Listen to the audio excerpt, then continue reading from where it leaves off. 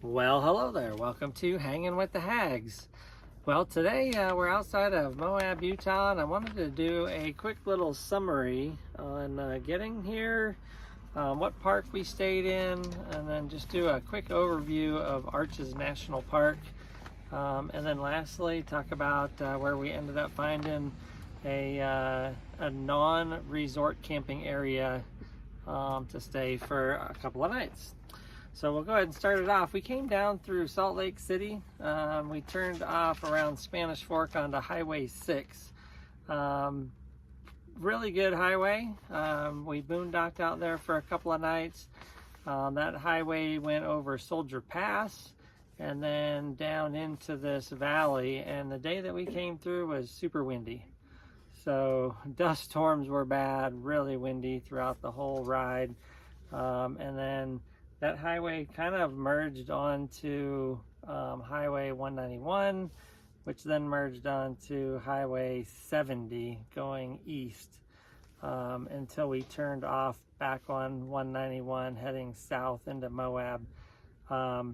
Roads, all in all, the roads have been fantastic throughout Utah. Haven't had really any issues in our 42-foot fifth wheel. Mountain passes have been fine. There's plenty enough turnouts for people getting around us. So props to Utah. No road issues around here at all. We did have reservations in Moab about a mile outside of town at a place called Portal RV Resort. There were a couple of Sun Countries, one on the outskirts and then one in town. But we chose Portal. We paid $75 for a night for the first 2 nights, and then I think they were coming into their weekend rate, so I think it was $100 for the last night. But this is a full-service RV resort. They had really nice accommodations, pools, multiple hot tubs. Yeah, tons of restrooms and showers, full hookups, of course. Easy pull-through sites, so we have no issues with that, and we've been on the road boondocking for a while, so we kind of treated ourselves for a couple of nights there. So then we went into Arches. We did 2 days in Arches, and if you pull up the map to Arches, there's really one main road that goes in from the entrance, which is only maybe 6 miles outside of Moab. There's one main road that goes all the way through and ends at Devil's Garden Campground, which we did not go in because we're too big and they were too full. But the road really ends at the Devil's Garden area, and then there's 2 areas that you could pull off. The upper and lower Delicate Arch viewpoint, and then the north and south window. And so we spent an afternoon one day. We didn't have reservations until the night before. So we got in at noon. It's a timed entry. Yep, timed entry. And so we didn't plan ahead on that. We just said, well, we'll just figure it out the night before. We got a noon draw. And so we came in the park at noon. Took us about 20 minutes to physically get into the park. Then there was a little bit of road construction here and there, but it really didn't delay our travels much. So we really spent a good probably 4 or 5 hours that first day. And we're not doing any of the long distance hikes, but we did hit a majority of the viewpoints, the north and south window and the Delicate upper and lower Delicate view arch area. Did most of the short hikes at each of those locations on day 1, and then kind of ended our first day at I think the Salt Valley Overlook was kind of the turnaround point, and that was probably 2/3 through the park. And then the next day the plan was to go back and do the sunrise. So we came in about 6 a.m. into the park. So there was, if you arrived at the park before 7, then you can just go in for free. So we were there at 6, and that gave us an opportunity to get all the way out to the north window for sunrise. And then from there, we went all the way down to Devil's Garden, the last area that we had not explored. And we did, what, a 3 or 4 mile hike down in the Devil's Garden area. And each of the areas of Arches is very unique in its own right. You know, obviously Arches is what it's called, and there are arches everywhere. But the landscape does change pretty substantially from the entrance to all the way in the back. And so I felt like 2 days was more than enough time for what we're doing. Even full days, it was more like 2 half days. Yeah. Because we were done on the second day, probably headed out by about noon. Yeah. Yeah, so for us doing 2 half days, so it just depends on how much you want to do. But I think even if you were going to do every hike in the park, short or long, and every viewpoint, you could definitely get it done in 2 days for sure.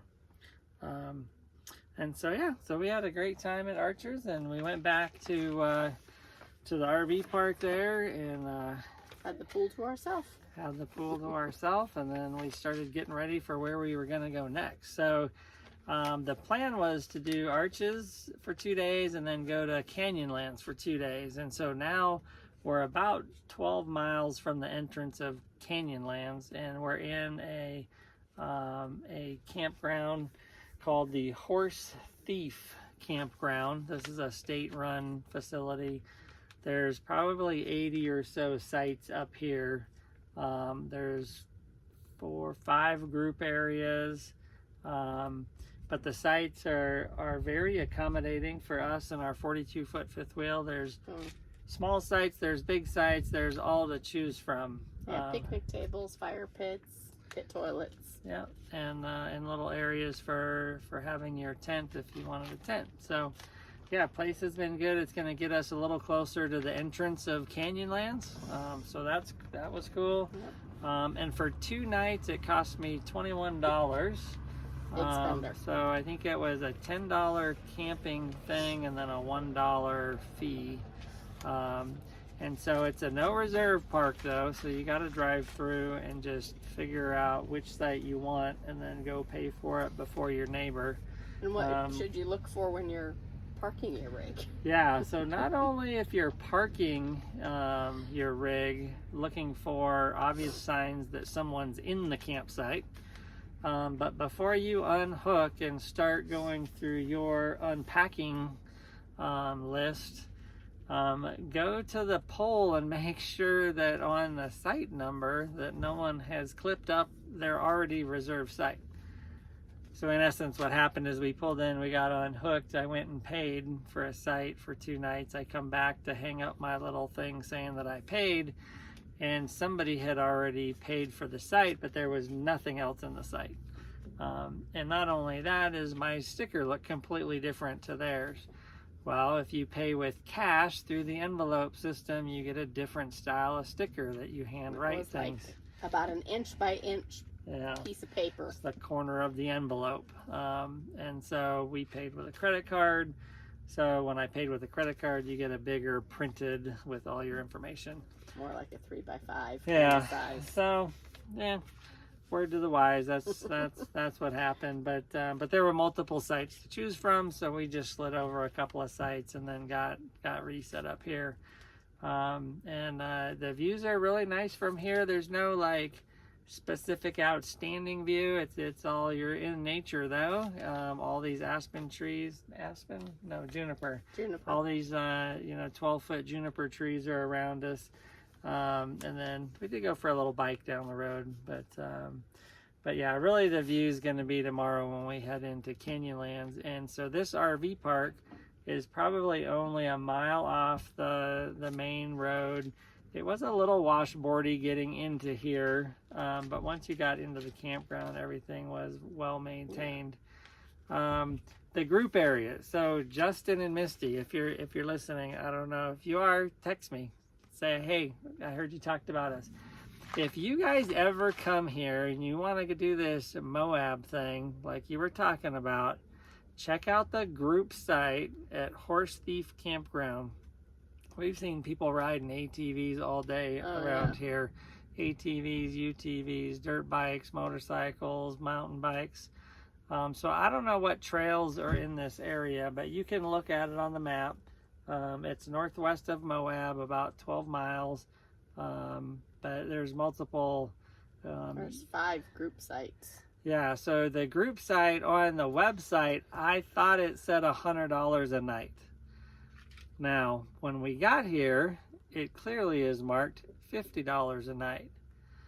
And there's 4 on the other side, and then there's one group site that's inside the campground here, which I felt looked way better than the ones over there. Yeah. You can look at the 4 group sites on the overhead satellite view too. But the one inside the campground looked pretty nice. It was very level. You get 3 picnic tables, a big Covered area. Yeah, big covered area, a huge grill, probably like a 4-foot grilling surface. So yeah, if you do the Moab thing and you get a couple of people to come, $50 a night. And the other thing with the group site you can reserve online. So you can select your weekend or week or however you want to do it. You can reserve it, and then you just, ask for, the other people that are coming with you to pay half the fee or whatever. So really nice area though up here. Now the weather forecast, we're in for full sun. It was really hot today, so probably, I think it was mid 80s, but it felt way hotter than that. Yeah, it says high was 80 today. Yeah, high of 80, but I don't know if it's the elevation or what, but we have nothing but full sun in the forecast, which is nice because it's a boondocking site, so, solar's going to be working overtime. And that's about it. So, yeah, that's an update on hanging with the hags and where we're at. So we're going to be here 2 nights. Tonight is the 19th of September. We got 2 nights here, and then we'll do Canyonlands the next 2 days, do a bunch of videos and picture collage again, and then we're heading west on Highway 70 heading towards Denver. And then don't really have any destinations. We're gonna harvest host our way. Harvest host our way through the Midwest, and then eventually get up to River Falls up in west side of Wisconsin. That's really our next campground reservation. Anyways, there goes a UTV right now. You can probably hear them. Anyways, this pretty cool site, and we're having a good time. We hit the grocery store in Moab yesterday. We got some good fruits and vegetables, and that was about it because our freezer is packed full still. But yeah, having a great time. Thanks for watching. Share, like, and subscribe if you know anybody that's into camping or would like to follow us. That would be cool. And maybe we'll see you on the road. Thanks for watching.